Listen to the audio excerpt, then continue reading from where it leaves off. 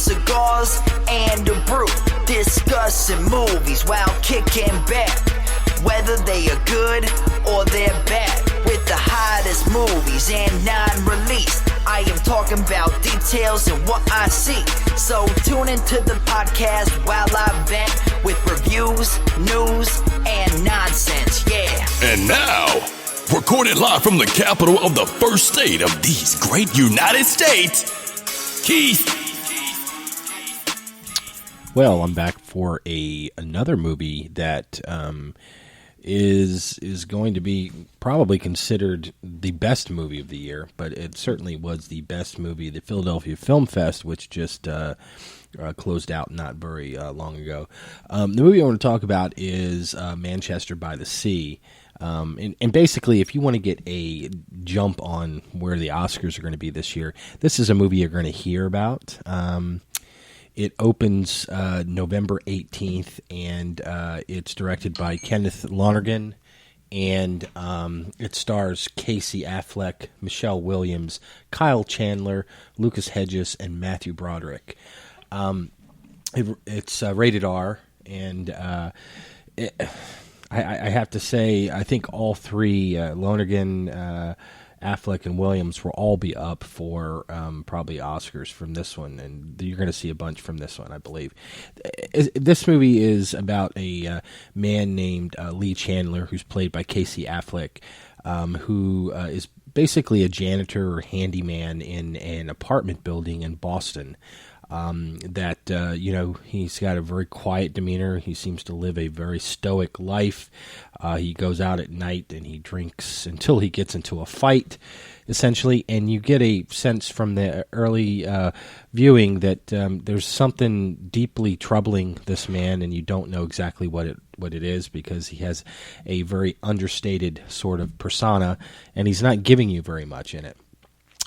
Soon after you get this opening sequence, he gets a call and finds out that his brother has died, and he has to go back to Manchester by the Sea and deal with the estate and his brother's passing, as well as be there for his nephew Patrick, who is now without a parent. So. Because the mother is not in the scene. So this sort of is the setup for this entire movie. The movie itself goes from there as he deals with being back in the town that he actually lived in before, as you come to find out. Through a series of flashbacks, they expose the unfortunate events around his life and really the demise of both his marriage and his brother's marriage, because that's why there's nobody else in the picture for him right now. Because for Patrick, is because his father and his mother are estranged. So it's a very moving sort of movie without being overtly emotional. There is one really terrific scene between Michelle Williams and who plays his ex-wife Randy and Lee, played by Casey. It's gut wrenching in terms of it's gut wrenching in just the physical emotion you see on the face and the inability to say what maybe needs to be said, and there's a lot of so I won't go into anything because it would give part of the story away, but it was really, really well done. I think they both stand to get some Oscar consideration for their roles. Lee's brother basically wants, and you'll hear it when you listen to the trailer, Lee's brother basically wanted him to kind of move back to Manchester by the Sea and care for Patrick, who only has like a year or two left in school. And this is clearly not the intention of Lee. He does not want to stay in the town. He has too many memories and too many things that really disturb him about this entire place. But tonally, the movie stays on point. It's very consistent. You don't have a lot of outbursts of emotion. There are some emotional things in it, but it's very subdued. They don't do a lot of characters talking and setting the giving you the history of the story through monologues that that are out of place. Everything is really right there on the screen in a very raw way, and you get a lot of meaning, through their actions, and you can really relate to what they're feeling. All the characters are very well conceived. And they're all sort of muted in a way that seems pretty logical. I mean, you have basically the movie centers around a boy who's dealing with the loss of his father, and then the stuff. There's a lot of loss in Lee's life as well. And both of these are men that aren't necessarily great about putting their feelings out there. And you really see that in what's put on the screen, and it's done in a great way, and it's going to leave you with a lot of thought, and you'll be thinking about this movie long after seeing it, just because of the sort of tone that it gave.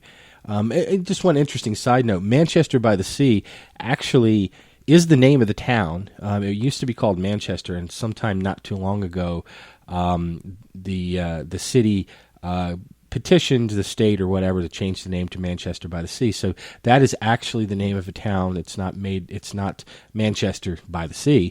That's the name of the town. I thought that was rather interesting. At any rate, I'm not going to give anything away about this movie, except I'm going to probably say it. I don't see how anything else I'm going to see this year is going to top it. I've seen a few of the other ones I think that might be up for Oscar nominations as well.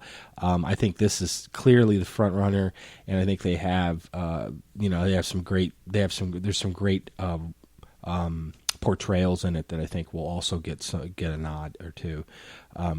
So I'd run out and see this one when you have an opportunity. It's going to be out November 18th, and I'm getting it an A, so terrific.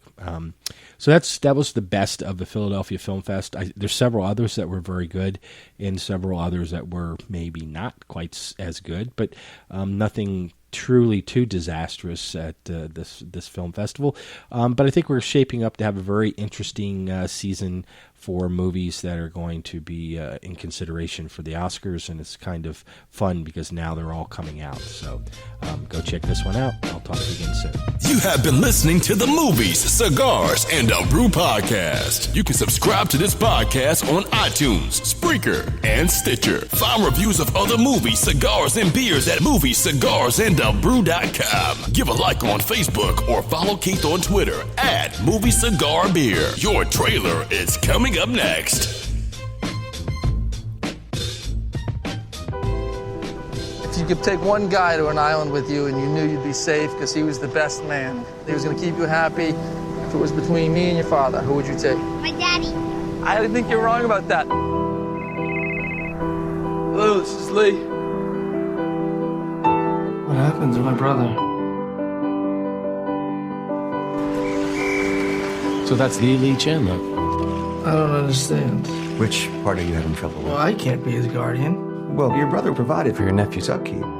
I think the idea was that you would relocate. Relocate to where? Well, if you look, it was my impression that you'd spent a lot of time here. Sweetheart. I'm just a backup. Lee, nobody can appreciate what you've been through.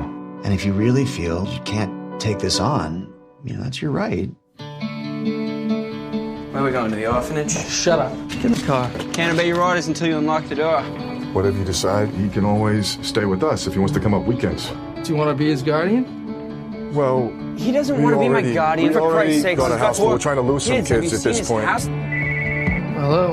Hello, Lee? I just want to call and say I'm sorry. How's Patrick doing? Well, he doesn't really open up with me. Do you actually have sex with these girls? Strictly basement business. What does that mean? It means I'm working on it.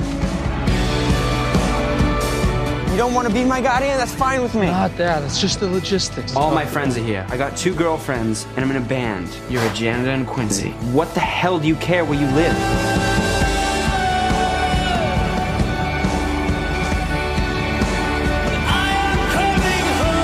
I said a lot of terrible things to you. My heart was broken, and I know yours is broken too. No, you don't understand. There's nothing there. That's not true.